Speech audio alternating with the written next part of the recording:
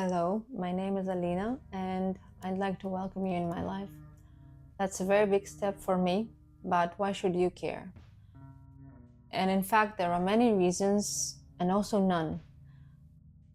Cringe and spicy videos go viral. My appearance is not about that at all. Actually, my life is quite ordinary and I'm a very down-to-earth person. It just happened that I'm opening a completely new page in my life now, and I feel a need to share that moment, and I seek for support and maybe recognition. Since introductions have always been painful for me, let's go straight to that and deal with it. I currently live in Moscow, and as you may hear, English is not my mother tongue. Still, this channel will be in English because I often find it easier to express myself in English. Plus, it gives a chance to reach a broader audience and find like-minded people. If you are put off by occasional mistakes or my accent, you will stop watching that video, and it's absolutely fine. By addressing it now, I don't need to go back to this subject again. It's funny, I'm talking like I already have an audience, and that's my first video, and the only audience I have is my camera. Well, going back to introductions, I find them quite hard because for me it's not easy to encapsulate all my life in a few sentences, but here goes. My name is Alina. I'm 20. I'm a 36-year-old woman who is constantly looking for something new. It might be called an existential question. Who knows? I earned my first money when I was around 17, and since then I have worked as a sales assistant, a cashier, a journalist, a speechwriter, a media coordinator, a PR and GR specialist. I need to refer to my notes to remember.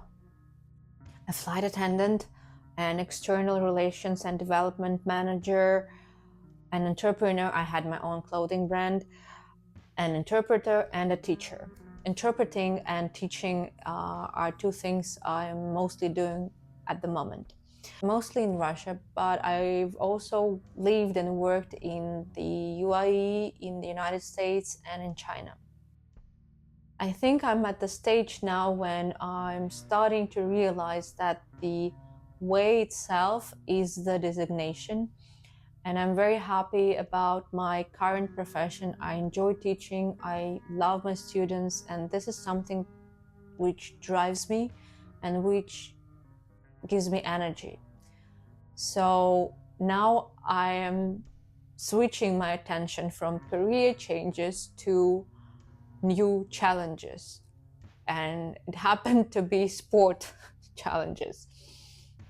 For some reason, I decided to become a triathlete, which is quite funny because around 3 months ago, I couldn't swim properly.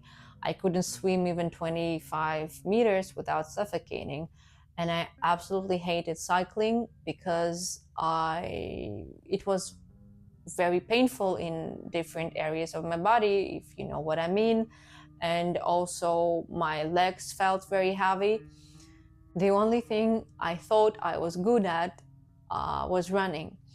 I could easily run 10 kilometers in less than 1 hour, and I felt like a pro. I was wrong. It turned out I had no idea what running was. Just a short story. On my first cycling training, the coach asked me what my anaerobic threshold was, and I didn't know. And then he asked me about cadence, and I was like, what? What? And then he was so surprised that he even asked me, how do you even run when you don't know your threshold and cadence? Now I know my threshold and my cadence and many new things. One of the things I've learned is that triathlon is a very expensive sport. At some point, I even felt like giving up because it seemed overwhelming. But then I decided to reconsider my challenge and level it up and try to train for Ironman on a shoestring budget. For example, I can't afford a coach for every training, but I found great coaches who help me with online planning. I'm learning to use different tools to massage my body in order to relieve muscle tension. Of course, it would be much nicer to get a massage 2 times or 3 times a week, but it's way too expensive, so I gotta do it myself. I don't have a bike, and even more, I haven't even tried outdoor trainings yet. My first outdoor training is on Monday. So until now, I've been cycling in my gym, and I do realize that at some point I will need to buy a bike, but for as long as I can, I will train in a gym and be content with renting when I need to. Nevertheless, I bought some essential equipment like Garmin watch and also heart rate monitor, and I enjoy both of them, especially these ones. I don't know how could I live without them. I also bought a new pair of running sneakers because my old Asics were too old, and my previous 2 pairs were from Asics, and this time I wanted to try something new. I did a special testing. I tried 6 or 7 pairs, and at the end I chose a pair from 361 Degrees brand.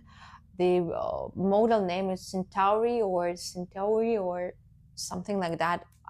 I'm not sure how to pronounce it, but whatever. I really like those shoes, and I even don't feel pain in my knees anymore, which is great. The thing is that sport is not the main part of my life. It's not even a half of it, because I have, I do train now 6 times a week, but I have a main job, I have extra projects, I have a family, I have cooking and housework to be done. So first training month was very difficult for me because I couldn't get how to reorganize my schedule in order to fit those trainings in my regular routine. And after first month, I decided that I had to make some changes. So I reorganized my day, and now in order to be more productive, I wake up now earlier. I wake up around 5 or 5:30 in the morning. I've started following Andrew Huberman's routine. I will tell you about it in some later videos.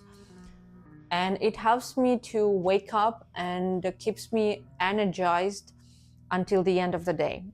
So until now, that plan is working, and I hope I can stick to that for at least 9 months until the race.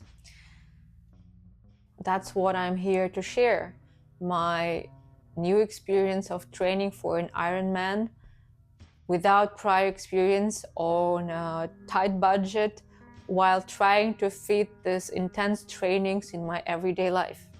Right now, the process is incredibly enjoyable, and I absolutely love every day when I train, and Sundays when I'm supposed to be off, I kind of regret that I can't go to the gym or I can't go running. But I also know that this is only what I feel now, and probably in future I'll have my ups and downs, and I will face challenges, and I'm not a pro. I'm learning everything from the very basic level, and my results are not superb. Inevitably, my results will not be impressive, and they are not now. Even now, when I see my swimming time, I feel quite upset, and I'm also very disappointed with my running results because I run very slow now as I'm trying to control my heart rate. So I kind of predict it won't be a pleasure cruise, and I know that at some points I may feel like giving up, and I hope that this channel will provide an extra motivation.